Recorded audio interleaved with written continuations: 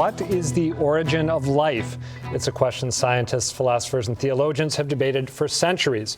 If you believe one widely accepted scientific theory, life on Earth was one big happy accident, overcoming the astronomical odds against it. But a new notion is rocking the scientific world, claiming that's not the case at all. Jeremy England is a physics professor at MIT who says life coming into existence on Earth was rational, predictable, and really almost bound to happen. Jeremy, welcome to Greater Boston. Thank you very much for having me. So you just heard my attempt to describe the work you're doing. I don't know if I've got it quite right. I'm fascinated by what you're doing, but you're going to need to explain it in very simple terms for me and for our viewers. Could you start by saying, what has the accepted explanation of the origin of life been in the academy in recent decades? Well, I shouldn't hope to fully speak to that question, but I think that one could say that we've had for a long time a much better idea of how life diversifies and turns into all the different things that it is than we have had how it all got started at the beginning. Mm-hmm. So on the one hand, you have this notion that if you have a bunch of heritable traits and you pass them on to your children, then the future ends up accumulating lots of traits that help you get along in the environment that you live in, and that's been around. And that's everything Darwin. From eye color to opposable thumbs, anything like that. Of course, and things at the molecular and the cellular level as well. But there's also this question of how do you start with something that can be apparent? How do you start with something that looks to us like a basic building block of life at the cellular level? And I wouldn't say that we're at all really even scratching the surface on that yet in my group at MIT.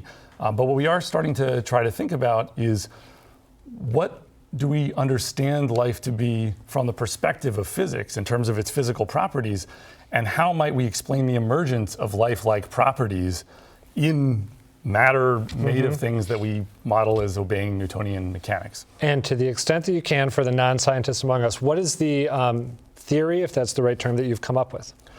Well, what we've started out by thinking about is just, what are the things that living things do that are impressive to us and very distinctive, although not unique to living things?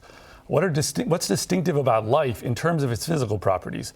And one way that you could couch it is in the language of energy, which is something physicists talk about a lot. So energy, if we're talking about the world like physicists, you can basically think of it as either motion or the tendency or potential to move.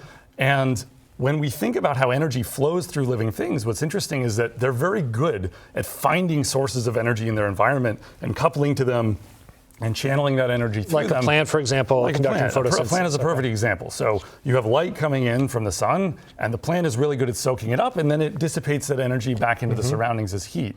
So there's this directional flow of energy where it goes in as a form of energy we call work, and it goes out as heat. And what we started to think about from the perspective of physics is just, if I have a clump of matter and it's sitting in a bath at some temperature, like the air or water around it. And you're talking inanimate matter, right? Yeah, Not so life. Something we wouldn't think of as being impressively alive in any way. Then it's experiencing some kind of time-varying drive in its environment, like light, or it's getting hit with a hammer or whatever else. What happens to the physical properties of that clump of matter over time? And what we think we now have is an argument for why, in general, you should expect a very broad set of cases to have the matter jump through different shapes and get better and better at absorbing energy from its surroundings. So it's an argument made in terms of physics, but it starts to point in the direction of how, even before you have something like a cell or something like DNA, there may be this general tendency to learn more about how to get energy from the environment that just comes from Newtonian mechanics. So it's almost inevitable when you construe it that way. If the circumstances are right, being hit with energy, and you said in a bath, right? Yeah, so when I say bath, it's actually kind of a technical use of the term, but it's the idea that you're at some temperature. Because when physicists think about air or water, they think about a bunch of extremely tiny, very numerous billiard balls flying around in no particular direction, and they're bouncing off of things and buffeting them and knocking them this way and that. So there's an element of randomness in the way that it's modeled.